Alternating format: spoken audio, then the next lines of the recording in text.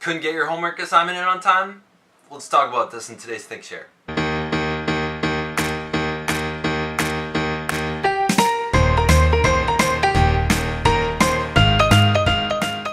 Hello and welcome to the ThinkShare. My name is Zach. I'm here to bring to you what I've been thinking about, sharing about, talking about, listening to that doesn't belong in math class. If you're new to the channel, I invite you to subscribe. All the time I hear students say, I didn't have time to do my homework.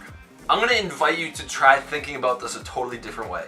So many of us have those moments in life where it just felt like we didn't have enough time to do everything that we wanted to. It happens to all of us. It happens to me. Everyone that's human has this problem. We often feel that we just don't have enough time, that there's only 24 hours in a day. We need 26 hours in a day to get everything done. Fact is, if you're not taking control and taking responsibility for the way you use your time, you are not taking responsibility for the results that you're having in your life. So what I want to invite you to do is take a look at this. Everyone has 24 hours.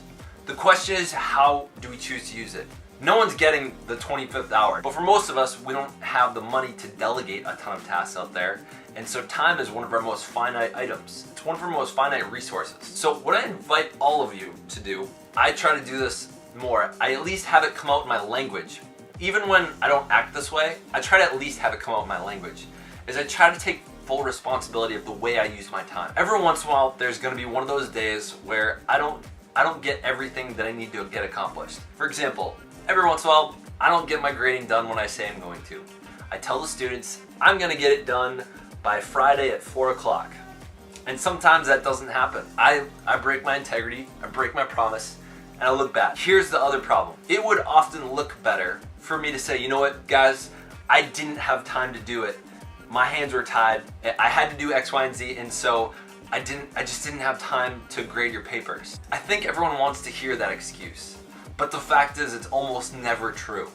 The fact is, you know what, I chose to spend my time the past 48, 72, 96 hours that I could have been grading your tests. Instead, you know, I watched TV for 3 hours on Sunday watching the Patriots, and then on Monday I chose to hang out with my wife and watch some TV instead of grading papers, and you know, I chose to play video games for an hour instead of grading your papers. That's what people don't want to hear. But the fact is that the moment that you're able to start saying things like that, you're able to take full ownership over the results you're having in your life. And from that place, you can be extraordinary.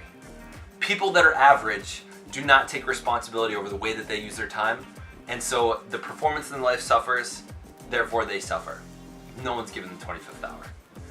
I hope this was useful to the people out there that are struggling and bumping right up against time and not having enough of it for all the things that they want to accomplish in life. It's where prioritization and urgency happens. A lot of people don't do what's important. The things that are urgent are not what's important, and the things that are important are not urgent.